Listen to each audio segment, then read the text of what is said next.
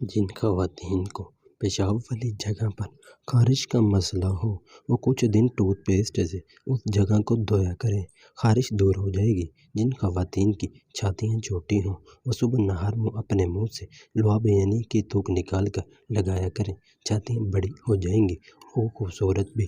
جو لوگ زیادہ کھٹی چیزیں کھاتے ہیں ان کے دانت جلدی گر جاتے ہیں۔ جو عورتیں روزانہ نہار ایک مولی کھاتی ہیں ان کے بال لمبے اور کالے ہو جاتے ہیں۔ جب بھی پیشاب آئے تو وقت پر پیشاب کرنا چاہیے۔ پیشاب کو روکے رکھنے سے انسان پر بڑھاپا جلدی طاری ہے۔ جو عورتیں شام کے وقت کنگھی کرتی ہیں ان کے بال کمزور ہو جاتے ہیں، کیونکہ شام کے وقت کنگھی کرنا اچھا نہیں مانا جاتا۔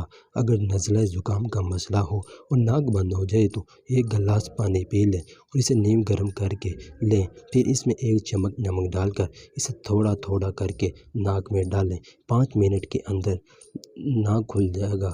اگر گلا خراب ہے، سوزش کی شکایت ہے یا پھر بہت زیادہ کھانسی ہے تو ملٹھی کو چبانے سے آرام محسوس ہوگا۔ جن خواتین میں حیض کے زیادہ آنے کا مسئلہ ہو دھنیا 6 ماشا لے کر کوڑ لیں اور آدھا سیر پانی میں جوش دیں۔ جب پاؤں پر پانی جل جائے تو اتار کر سرد کر لیں اور نیم گرم حالت میں مصری ملا کر پلائیں روزانہ جب تک مرض ختم نہ ہو۔ اگر اچانک کان میں درد کا مسئلہ ہو جائے تو سفید پیاز کا رس نکال کر 2-3 قطرے کان میں ٹپکائیں، فوراً دور ہو جائے گا۔ اگر کسی چیز کے کھانے سے ہیضہ ہو جائے تو ایک کچے چاول چبانے سے ہیضے کا مسئلہ ایک دن میں حل ہو جاتا ہے۔ اگر پیشاب کی رنگت بدل جائے یا پیشاب میں سے بو آئے تو سمجھ کہ کو گردے کی بیماری ہونے والی ہے۔ اگر پیٹ میں کسی بھی قسم کی گڑبڑ محسوس ہو تو 1 چمچ ہلدی کو پانی میں ملا کر پی لیں۔ اگر آپ کے پیٹ میں جو بھی مسئلہ ہوگا وہ حل ہو جائے گا۔ پسان پر چوٹ لگ جائے تو مغز، بادام 1 تولا جو کہ چھیل لیے ہوں، کشمش 1 تولا، منقیٰ 1 تولا، تینوں چیزوں کو پانی کی مدد سے خوب گھوٹ کر ذرا نیم گرم کر کے دن میں 3 مرتبہ لیپ کریں۔ انشاءاللہ 3 دن میں شرطیہ فائدہ ہوگا۔ 12 مرتبہ کا تجربہ شدہ نسخہ ہے۔ آدھا سہ موسلی سفید ہم وزن دودھ میں پکائیں۔ جب تمام دودھ خشک ہو جائیں تو سائے میں رکھ کر سکھا لیں۔ سفوف بنا کر 1 تولا جائی فل اور 1 تولا جاوتری ملا دیں۔ شہد کے ہمراہ جنگلی بیج جتنی بڑی گولیاں بنا لیں۔ روزانہ 1 گولی رات کو دودھ سے لیں۔ قوت باہ میں اضافہ کرتی ہے، منی کو گاڑھا کرتی ہے۔ حیض کا جاری کرانا: بنولا 3 تا 4 تولا لے کر کوٹ لیں اور آدھا سیر پانی میں جوش دیں۔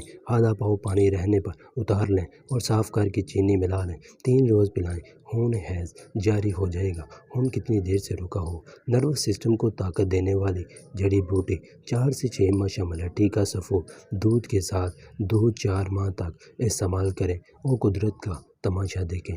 گھٹنوں اور جوڑوں کے درد سے بچاؤ کے لیے ٹوٹکے: روزمرہ کی خوراک میں چاول کا ضرورت سے زیادہ استعمال نہ کریں۔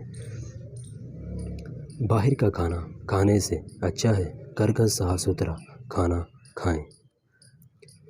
فاسٹ فوڈ بظاہر تو صاف ستھرے دکھائی دیتے ہیں لیکن اس بیماری کا یہ بھی ایک سبب ہے، لہٰذا اس سے بچیں۔ خوراک میں ایسی غذاؤں کا استعمال کریں جو لیسدار ہوں، جیسے دال، ماش، پائے، اروی، بھنڈی وغیرہ۔ پانی میں زیادہ وقت نہ گزاریں اور خاص طور پر وہ خواتین جو گھر کے کاموں میں زیادہ تر وقت برتن اور کپڑے دھونے میں صرف کرتی ہیں۔ موسم سرما میں بہت زیادہ احتیاط کی جائے اور گھٹنوں اور جوڑوں پر گرم پٹی یا کوئی گرم کپڑا باندھ کر رکھا جائے۔ بادی چیزوں سے پرہیز کریں۔ جوڑوں پر مالش کرنے کی عادت ڈالیں۔ ورزش کو معمول بنائیں لیکن اگر اس میں تکلیف زیادہ ہو تو اپنے ڈاکٹر سے رجوع کریں۔ ان کی ہدایات کے مطابق ورزش کریں۔ ایسی غذائیں کھانے سے گریز کریں جو جسم میں یورک ایسڈ کے بڑھنے کا سبب ہوں۔ نمبر 1 پسانوں کا لٹک جانا۔ نمبر 2 پوچھ انار نسپات 1 سیر مارجو آدھا پاؤ دونوں کو نیم کو کر کے 4 گنا پانی میں جوش دیں۔ جب 1 سیر پانی باقی رہے تو تیلوں کا تیل 1 سیر ڈال کر پکائیں۔ جب 1 سیر پانی جل کر صرف تیل باقی رہ جائے تو صاف کر کے رکھیں۔ پسانوں پر روزانہ صبح و شام لگائیں۔ خارش اندام نہانی